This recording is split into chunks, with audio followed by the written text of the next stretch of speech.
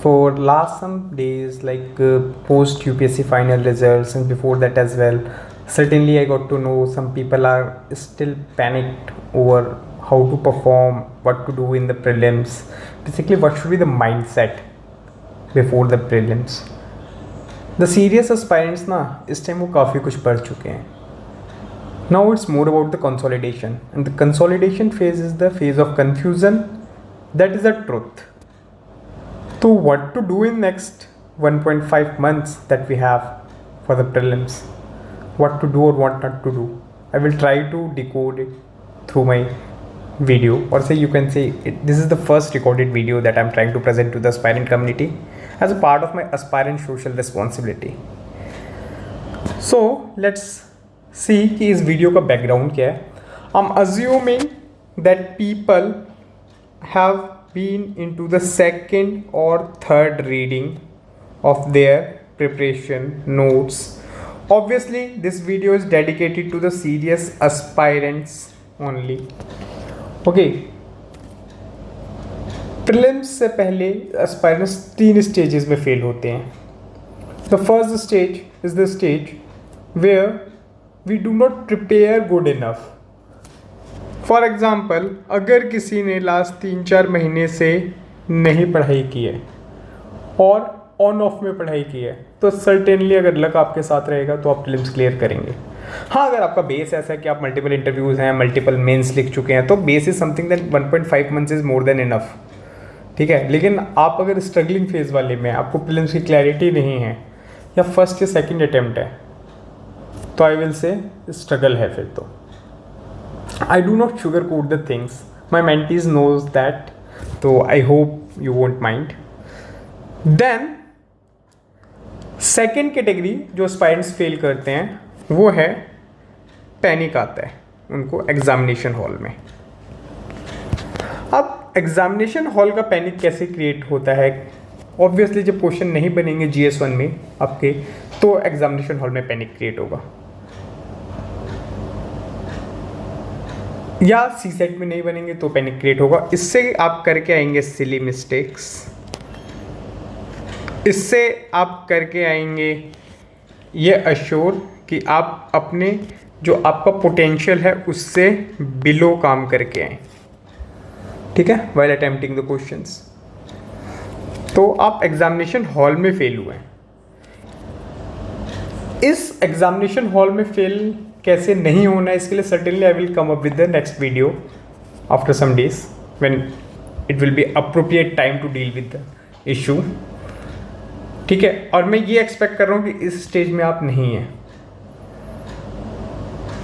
तो how to ensure कि next 1.5 month fully utilize हो जाएं, I will try to decode through this video. ठीक है, so what not to do, no new read. Now aspirants will do just because of FOMO, fear of missing out. They will purchase, ये material आ गया market में, ये भी पढ़ लेते हैं, अरे मैंने तो इस कोचिंग के टेस्ट सीरीज लगाए हैं, ये भी उठा लो, ये भी उठा लो. मीन्स आपको डिस्ट्रिक्ट कलेक्टर बनना है, ना कि डेटा कलेक्टर. दोनों में फ़र्क होता है, समझिए. तो make sure you do not become data collector. Now aspirants will solve n number of mock test, but अगर आपने उसका एनालिसिस नहीं किया है तो वो मॉक टेस्ट किसी काम का नहीं है. एंड व्हाट आई से व्हेन आई से analysis, I mean you should not only be aware about the right option, but बाकी जो 3 ऑप्शंस दिए हुए हैं उनका क्या उनकी आपके नॉलेज है. Second, analysis also means what kind of mistakes you are doing, whether it is a fact oriented, application oriented. fact oriented है तो इतनी टेंशन नहीं है, पढ़ेंगे याद रहेगा, नहीं होगा तो सब फैक्ट सबको नहीं याद रहते. ठीक है, एप्लीकेशन में मीन्स आपके कंसेप्ट कमज़ोर हो रहे हैं. कितना बहाना बनाओगे यार. ठीक है, let's move forward. Whether you are confuse between 2 institutions, करता है UPSC गेम, तो आपको एनालिसिस में देखना है कि आप गलतियां क्या कर रहे हो, सो दैट वो सेम मिस्टेक्स आप मेंस में ना करो. ठीक है, now duplication of resources. Duplication of resources से आई मीन फॉर एग्जाम्पल आप सपोज विजन का करंट अफेयर्स मंथली पढ़ रहे हो, अगर सब कुछ ठीक है तो स्टिक करो, आप उसको 1 या 2 बार पढ़ चुके होगे, हाईलाइट कर लोगे तो अपने आप काम हो जाएगा, अंडरलाइन हाईलाइट कर लोगे। बट मार्केट में आया कुछ, पता चला राउस का लैंग्वेज अलग होगी, प्रेजेंटेशन अलग होगी, तो टाइम लगेगा। इससे अच्छा अगर कुछ करना है तो पीटी कर लो, इट्स बेटर। पता चला नहीं, करंट अफेयर्स के 2 सोर्स बना दिए हमने। अच्छा, किसी ने बोला कि स्पेक्ट्रम से अब कुछ नहीं हो रहा, तो चलते हैं एक काम करते हैं, हम बिपिन चंद्रा भी पढ़ लेते हैं। बिपिन चंद्रा से भी कुछ नहीं हो रहा तो प्लासी टू पार्टीशन भी पढ़ लेते हैं। तो अगर इस टाइप की चीज़ आप करेंगे तो certainly you are going to ensure that prelims में इशू होने वाला है। Next, ignoring PYQs and trend analysis. PYQs में भी वही बोलूँगा मैं, it's not only about the right options, it's also about the others option in the PYQs। Trend analysis का मतलब है जब हम लास्ट 4 to 5 ईयर्स के पेपर देखते हैं कि यूपीएससी कहाँ कंफ्यूज कर रहा है, माइंडसेट ही चेक करना है हमें, यूपीएससी का एग्जामिनर का माइंडसेट पकड़ना है। ये 4 चीज अगर आप नहीं कर रहे हैं तो इशू क्रिएट होगा, ठीक है। बेसिकली चलिए अब व्हाट टू डू, ठीक है। ऑब्वियसली जो नॉट टू डू में मैंने क्या है कि जैसे इग्नोर नहीं करना है, तो मतलब यहाँ पे वो PYQs हमको करने हैं, ठीक है।